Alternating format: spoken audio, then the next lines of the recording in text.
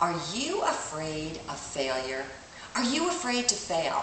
Do you know, just yesterday I asked a random group of people how they felt about failure. And a number of them said, well, I feel embarrassed because I'm afraid to fail because I feel embarrassed. Someone else said, oh, it would take me out of my comfort zone. But one doctor, who I didn't even realize was listening, made a very astute comment. He said, we're afraid to fail because we're conscious about how other people would feel about us. Well, I need to share with you a couple of stories from my life as you could think about your own. Do you know sometimes when we're afraid to fail, we oftentimes hold secrets right behind here. And the secrets are all secrets about ourselves, secrets about exposure, secrets about feeling like we don't measure up.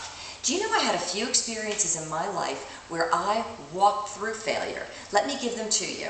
The first occurred when I was a sophomore in high school. I had just come out of a freshman, year in a prep school. And believe it or not, although I got great grades, by the time I got back to public school, Spanish 2, I knew nothing. From the beginning of the year, my grades started falling. I looked like a failure, and I knew failure was right around the corner. It wasn't that I was studying, it was that I hadn't learned anything the year before. Do you know, think back about this in high school, I actually asked for a meeting with my teacher. And I had her go through some things, and I finally said to her, do you realize I don't know what's going on in this classroom?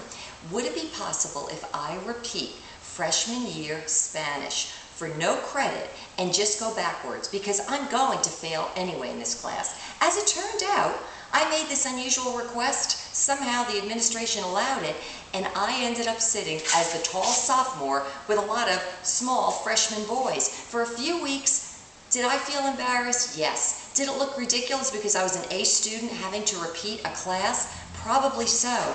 But do you know the short or long tail of that was that I ended up learning so much by repeating my first year of Spanish that I ended up taking Spanish as one of my majors in college. More so, after I was out of college, I don't know how many years, I was down in South America.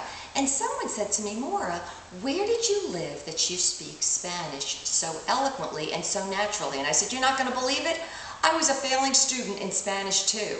There's something to be learned about that. Sometimes we are so afraid of what we look like in the short term that we almost hold back any growth and any sense of ultimate success we could have later on. I have a number of other experiences in my life, one of which I'll give you when I got to college. I thought, a good writer in high school. In fact, I was even the editor of the high school newspaper. I get to college and realize all of my English comp class grades are declining and declining and declining. So I met with my teacher and I thought, what is the problem? She said to me, you don't know how to write. And I said, how could that be possible? I used to be an editor of the newspaper in high school. And she said, well, you might have been editor, but you don't know how to write. I asked that woman if she would sit with me every single week and go over my papers. I couldn't see what I didn't know. Now, she was kind enough to sit with me, and basically I had to learn a lot of things I never learned before. I knew back then that if I didn't learn how to master writing, it was going to come back to bite me later. It would have affected every other class I ever took in school and beyond that required me to communicate well in writing. As it turned out, after spending that whole year with that woman, I got a B+. Now, it wasn't the greatest grade, but I learned a lot. Here's what I want to share with you. Sometimes we are so afraid of the failure, we want to hide it behind closed doors like, gee, maybe nobody will ever find out. For some reason, I knew that I would look foolish in front of my peers, but I also knew there was a longer story. Now, I don't know where you might have gotten caught up in your own life, where you felt self-conscious because other people maybe would have thought ill of you or maybe less of you because after all, you're supposed to be the expert. But there is not an end at failure. Failure can continue going on. You can go backwards, you can learn the lessons you didn't know and move forward and ultimately end up not just succeeding, let's say, to be average, but you could actually be extraordinary in the long run. You could find other ways too to find peace, to find joy, and to find yourself in the mix of it. Now, I don't know how many of you know me, but right now I'm a publisher and an author and a pretty decent writer. Had I not been willing to humble myself, way back when, I might not be doing what I'm doing today. So what does that have to do with you?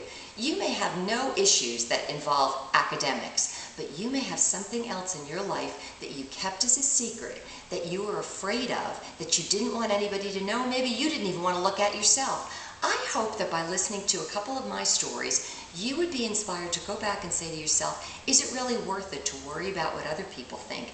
Maybe there's something inside of me that needs to be developed, even if it means I have to go back to so-called grade school and the basics.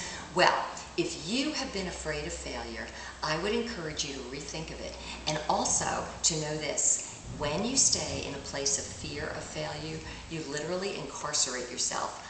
I would say, why not give yourself a chance to be free? This has been Maura, pretty free, at least in Spanish and in writing, always for you. Bye-bye.